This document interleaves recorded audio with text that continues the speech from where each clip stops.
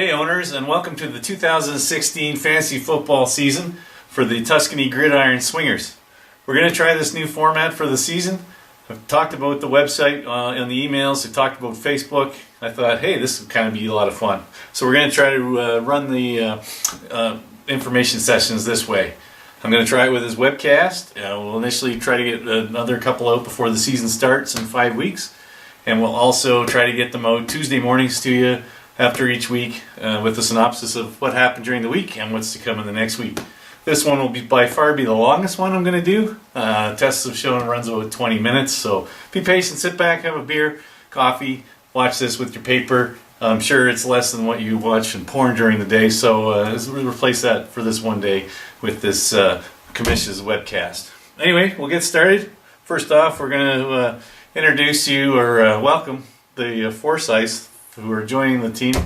Todd and Sheila, they're going to replace Team McDonnell, who has left due to being inactive over the last couple of years. I do apologize for the cough. You're going to see a lot of it throughout the cast.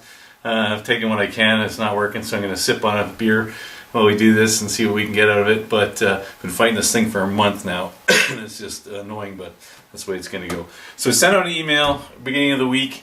A couple topics in there I wanted to bring up. One was to introduce you to the Forsyths, Todd and Sheila, for joining us. The other one is to pick a draft night.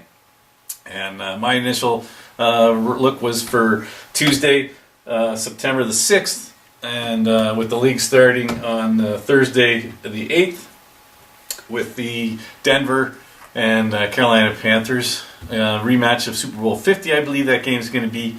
And if you've been watching any or listening to any of the news about training camps, we all know that Manning is retired, so we have Dirty Sanchez in there at quarterback for Denver, and not much going to come out of there. So we'll probably see a reverse of the results that were during Super Bowl 50.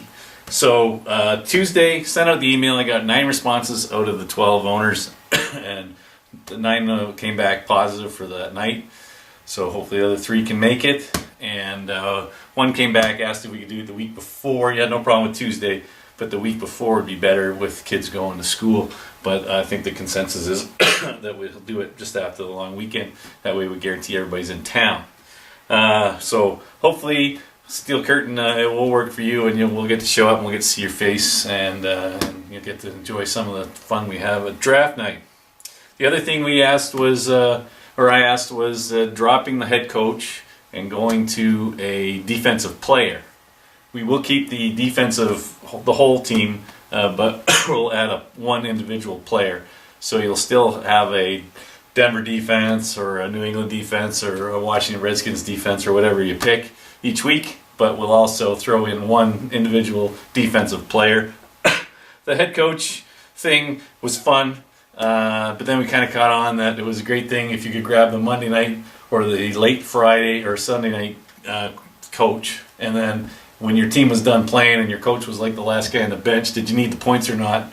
And did you want to lose points so you wouldn't play your coach, or you had to play him? So kind of a chess match there. It was fun, but a lot of people didn't bother with the coach or lost points and weren't too happy with that. It might have cost a game or two, who knows, during the season, but so defensive player, everyone has kind of come on board with that. So we'll explain that a little bit more later in the webcast. Excuse me here.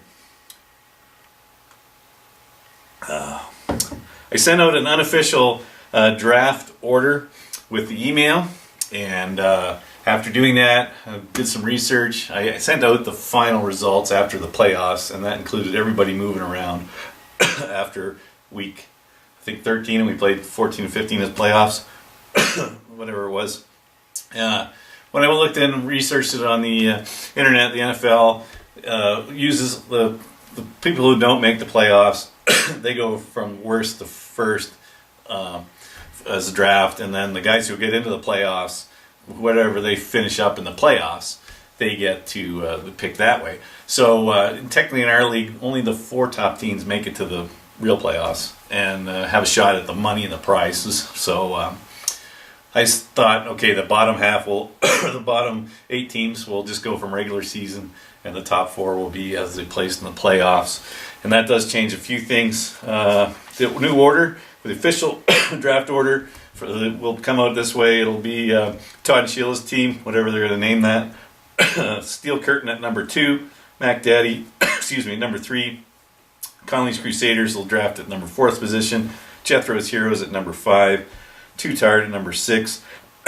Luke Ass Kickers at 7. Mean Green Machine at 8. Tuscany Mayhem at 9.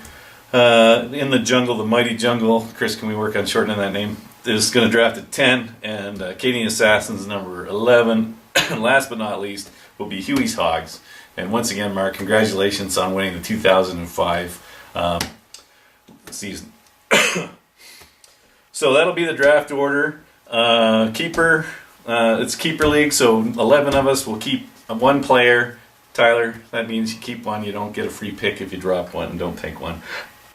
So we'll do that. And as I mentioned in the email, it looks like Todd and Sheila's team would take the number 1 available player through ESPN's listings, and it'll dump it into their slot for the keeper portion. And I'll get to that a little later. I pretty much sure right now know who that would be, and I'll tell you it's not too big of an impact because it would have probably been a keeper in Team McDonnell's team anyway, so it wouldn't have been an available player to us as owners now, so not a big deal. So we lock in a player each. The 4 sites get 1 dumped into theirs, and then we start the draft in that order as mentioned. Draft night, we'll set it for about 7 o'clock. Please, like last year, I kind of wanted to have it set up with ESPN software. It didn't want to run on my Mac. Kind of wanted to have it so we just kind of have it set up on a podium like this. You would each come up when your team was up and do the pick in front of everybody.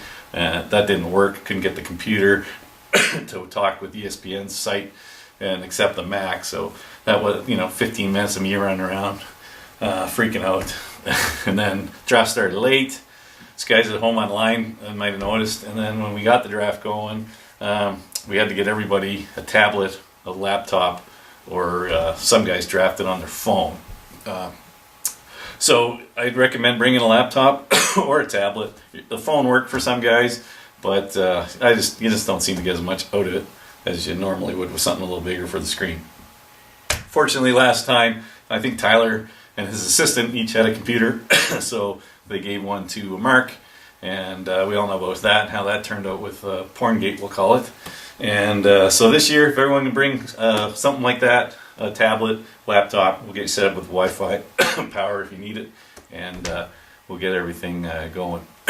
I will try to get it set up on this with the Mac, and I also have a Mac hooked into the TV, which would be great if we could have the results up on the 50-inch television. Excuse me here. So that's what we're going to try to do. Also, Canadian Assassins were nice enough to get me a meat smoker for Christmas, so I'm going to try to do a brisket. I did one last year in the playoffs for some folks came over, so I'll try to do another one. Shred it up, do like beef on a bun, some salads and stuff. So just need you guys to bring some beverages. If you plan to go out and do a pre-draft drinking, since everyone thought Mark had great success with the way he chose to draft last year, and maybe even join Mark out in the limo, then yeah, bring some beverages and for some wobbly pops or whatever for the draft night itself. Stat-wise, just give you some stats I've worked on. Kind of big on the stat thing, maybe some of you aren't, but I enjoy it, so, and I got lots of time on my hands. So, Tuscany Mayhem, that's me. I am the only owner to make the playoffs every season for the last 3 years, and hopefully in the 4th season coming up. And just running through the teams that have been with us for all 3 years, and a couple of you have been with us just for 2. I ran some stats, and over the 3 years, my average position spot is at 3.7. Closest behind me is Huey's Hogs. Oh, excuse me, at 4.3. And last place, Team McDonnell, he was at 9.3 for an average, and that's pretty bad. When the first year we played, we only had 9 owners. And Too Tired, 12th and 7th gives him a 9.5. So 7th was last year. Hopefully he'll move up and not be in the basement. What else we got? Put on that. The draft. Last year we drafted 17 players, and this year I think we'll probably look at 18. We'll drop the coach and probably pick up slots for 2 defensive players, so you'll start one and give you room to have one on your bench. Yeah, I guess that's the. I guess you know. Yeah, so it'll free up a spot on your bench because technically it's another player, so we should have an extra slot for them. And just some stats out of our draft. So we used to draft 17 players, and last year, no matter how great you think you draft the night of, over the course of the season, on average, we drop 61% of our teams and pick up players. So no one's really stuck with who they get on their draft night. It does run the gambit though. T. McDonnell last year dropped 94% of his team, basically kept one player from his draft night that he had on his roster at the end of the season. Now meanwhile, at the other way end of the spectrum, and way different average than most of us, is MGM, Mean Green Machine. He only dropped 3 players in the course of the whole season. So at the end of the season, he had 14 original players from draft night still there. So either he's a little lazy or he really liked what he drafted. What did he finish? He finished 8, so might want to work on that. Pickups and drops off the waiver wire in the jungle. Chris picked up 47 players and dropped 47 players over the course of the year. MGM picked up 4 players and dropped 4 players. So out of those 4, I think there was, out of his 3 changes in positions was a head coach, kicker, and he picked up a tight end somewhere in there. The average for the team league is 29 players picked up and dropped over waiver wires. And 2014 was the same. We had 27. So that stat might change next year with the defensive player. We might hold on to somebody longer, so there won't be a free loading of coaches all the time. So we'll see how that changes next year. Probably drop down to about 20. We had no inter-owner trades. I think we've had 1 in 3 years, maybe. Maybe that was it. That's it. This was kind of the way we've been running it. It's not banned. It's not frowned upon. So, but nobody's ever initiated it. So that is that. Some other stats. The top 10 point getters for our league in 2015. We'll run through those. Interesting, the first stat for the top 10 is 8 out of the 10 top people are quarterbacks. And just shows that the depth of quarterback position is quite high-ended. You know, the point spread is about 70 points between 10th and first place for points. But there's probably another 10, 20, 15 quarterbacks that drop in the next 30 slots underneath here. So quarterbacks are top heavy for points, but they don't need to be drafted right away. It's harder to get a wide receiver or running back to score you the points. So number 10 was Kirk Cousins out of Washington. He scored 396 points, and Huey's Hogs had him on the bench basically, or I guess he started him. Number 9, Russell Wilson, 405. Mac Daddy had him. 8, Eli Manning, kind of a bum. He had 415 points, and in the jungle had him. Blake Bortles, 417. He sits at the 7th spot. Katie Assassins basically left him on her bench. I think she had 3. Roethlisberger, I think, was the other one, and she had Cam Newton. So pretty heavy on the quarterbacks for her. Julio Jones, number 6. He comes in as the first non-quarterback as a wide receiver, 417 points, and Team McDonnell had him. Antonio Brown, 431 as a wide receiver as well, Huey's Hogs. Carson Palmer, 437, Mean Green Machine, and that's 4th spot. 3rd was Drew Brees with 442, and Jethro's Heroes had him. Number 2, my man, Tom Brady, 460 points. Huey's Hogs had him. Didn't start him regularly. And number 1, Cam Newton, 468 points. Katie Assassins had him. Some other interesting notes. In the 21 spot, we see our first running back, Devontae Freeman. He was number 1 running back with 323 points, and Huey's Hogs had him. The number 36 spot was our first tight end to show up, Rob Gronkowski, 278, and Mean Green Machine has him on his roster. 68th position, Denver's Broncos defense shows up. They're the number one defense. They scored 205 points, and they were owned by Lucas Kickers. 102 was where the first kicker came in. Speaking of kickers, Steve Gronkowski, 168 for the points, and Mayhem, me, had those. And the Panthers coach was the number one point-scoring coach last year. He came in at 144th place, and he had 135 points. And in the jungle, the mighty My Name's Too Long jungle, they had it. What else we got coming up here? Right now, suspensions. Notable suspensions in the league. We'll go over those, a few of those, just when you keep it in mind for your draft. Number one guy that makes all the news, this guy, Mr. Brady, he's out for 4 games for Deflategate. 2 years later, I believe it is, here he is taking some time off, 4 games, because he deflated his balls. I'm telling you, if my wife was a supermodel, I'd be deflating my balls a lot too. Now don't worry, honey, I think you're a supermodel. Johnny Manziel, Mr. Football, he's got a 4-game suspension as well. The only difference is that no team owns this guy because he's a bum, and so he is not even considered. There has been lots of chat in our email exchanges about drafting this loser, so if you want to get him, go right ahead. Nick Boyle, tight end, 10-game suspension for roids. Martavis Bryant, he's gone for all season for dope, dumbass. Carlos Williams is running back for Buffalo, he's got a 4-game suspension. And Josh Gordon, I don't think Josh Gordon has started a season yet with Cincinnati or Cleveland since he's been in the league because of drug suspension. So he's out for 4 games as well.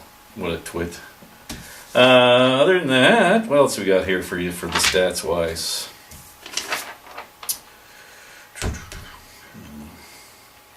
Okay, just went through some stuff online this afternoon. Took a look at ESPN and what their ratings were for PPR League. Just a reminder that for our new owner and everyone else is a reminder that we are a PPR League, which stands for points per reception. So if you are setting up your cheat sheets and looking at draft orders online, use the PPR function or Google using PPR League. It does make a difference. So ESPN this morning, nobody has played any football yet that means anything. So this is what they have it prorated as after the end of last year. So number 10, Lamar Miller from Houston, running back, too tired. Brad has him on his team. Number 9, a loudmouth out of Dallas, Des Bryant, wide receiver, Collins Crusaders has him. Number 8, Rob Gronkowski, quite far up for a tight end with New England. Mean Green Machine has him. 7 is AJ Green from Cincinnati Bengals, wide receiver. Steel Curtain has him. 6 is DeAndre Hopkins. He's with Houston, wide receiver, owned by myself, Tuscany Mayhem. Number 5 is Todd Gurley. He's a running back. He's going to be with the new LA Rams. In the Jungle, Mighty Jungle has him. Number 4 is David Johnson. He's a running back with Arizona Cardinals, and Too Tired has him. So Too Tired has the only guy with 2 top 10s in the PPR League predictions. So hopefully he'll make the right choice for his keeper, and we'll see how that pans out as the season goes on. Number 3, Odell Beckham, junior, wide receiver, New York Giants, Mr. One-Handed Catch. Katie Assassins own him.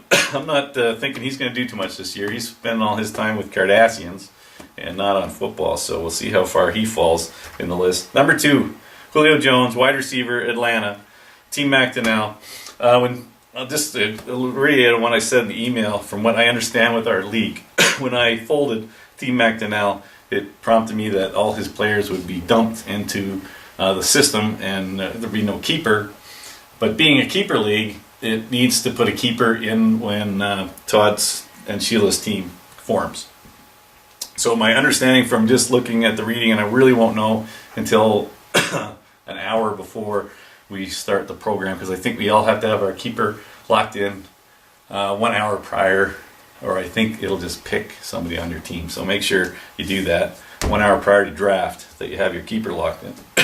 So I think with Todd and Sheila's team, what it'll do, it sounds like it'll take the number 1 ranked player at the time of the draft and dump it into their keeper slot because they don't have a keeper. So right now, on paper, Julio Jones is the number one player that isn't owned. So I think they'll get him. So in fairness to the rest of the owners, Team McNally would have had him anyways, so it really doesn't change anything at our end. And then number 1, Antonio Brown, wide receiver, Pittsburgh Steelers, Huey's Hogs has him. As a note, when I was talking about points per total points for the season, and Cam Newton was number 1, the draft says that we should look at taking the first quarterback, Cam Newton, at the number 41 position, which in our league, with 12 owners, is somewhere in the 4th round of the draft. We should be looking at drafting our first quarterback. That never works. Usually we have 3 quarterbacks go in the first round. So we'll see how that goes this year.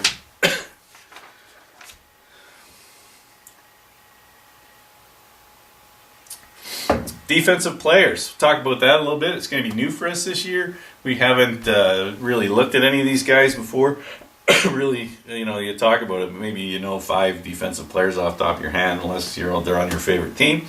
And something we haven't really looked at. I know when I was go online there and watch football on Sundays, as soon as my players on the offensive side leave the field and the defense comes on, I switch channels and find another offensive player. So now we'll have a chance to maybe watch some defensive matchups against one of your offensive teams, so it could be a lot of fun. So a lot of names we don't know will be coming up and drafted.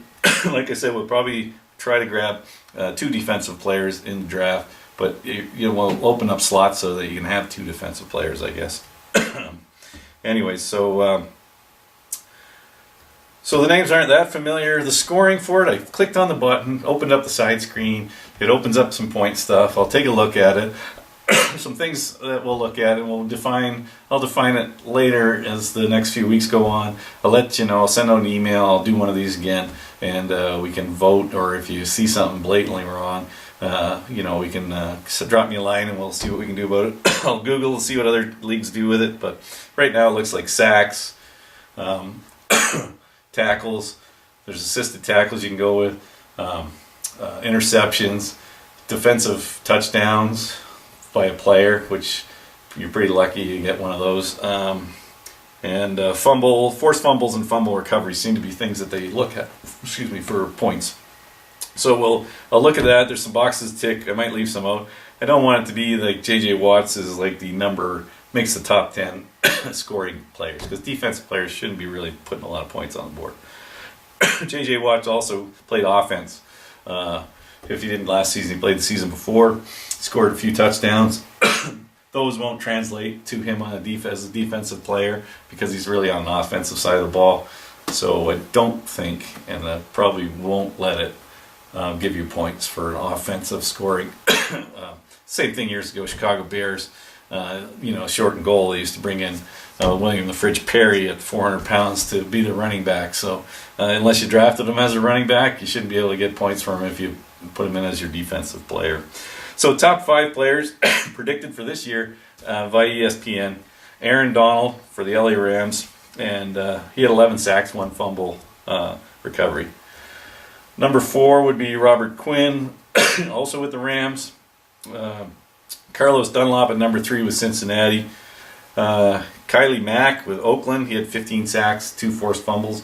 And the number 1 defensive player projected, these were last year, would be, everyone knows, J.J. Watt from Houston. Now, I heard he's in getting some disc surgery done on his back. I expect him to be back with no delays getting back for the regular season. He had 17.5 sacks, 3 forced fumbles, and 1 fumble recovery. That is about it for me and this webcast. I just want to tell you, I decided to do this instead of the webpage. I'll do the webpage. I'll keep it kind of up to date. I won't go into as much detail. I'm going to put some pictures up there and stuff, but won't get into as much detail. The last year I pretty much slacked it and didn't do anything. I don't really think there's much traffic to the website. I talked about Facebook. I know Mac Daddy's Madhouse and Too Tired got back to me and said, well, I know Mac Daddy doesn't have a webpage or Facebook, and Too Tired came back. He didn't have Facebook either. This idea came up to me this morning, so I thought I'd give it a go. I do have lots of time on my hands. For you guys that don't know, been off work since February. I probably won't be back to work till next February. My luck, Super Bowl Sunday will be my first day at the job. So I'm going to try to do this. I want to have fun with it. So my goal is to get some participation from you guys. So I'm going to fire up the email across the bottom here. SMA727 telus.net, same one we've been using. I'm just going to throw it up there because it looks cool to have an effect. Also, I'd like to either get some of the owners down here, and we're going to call this the Commission's Cave, and we'll do interviews, or we can do phone interviews. I think I can get the software to do interviews with Skype if we want to go that way for some fun with it, and do stuff like that. Also, would be a big blast would be to get out with Huey's Hogs pre-draft, and his day leading up to the draft. If it's anything like last year, it'd be just a hoot to do something like that. So we'll see. We'll have some fun with it. Anyways, you got any ideas, any questions, any thing you want to see on the show, let me know. Like I said, I'll probably do 2 more of these before season kicks off on the 8th of September, and then I'll try to get one out every Tuesday morning to you as well. So it should come to you as a YouTube link, so look for that. Don't throw it away. Don't think it's part of a porn gate coming emails to you from the league. I'll put a little note with it too for you to click on, and hopefully I think this one will run 15-20 minutes in the normal week. We'll probably get it down to 5 to 10 minutes. Anyway, take care. Have a good season. Hope to see you all here on draft night, and good luck, everybody.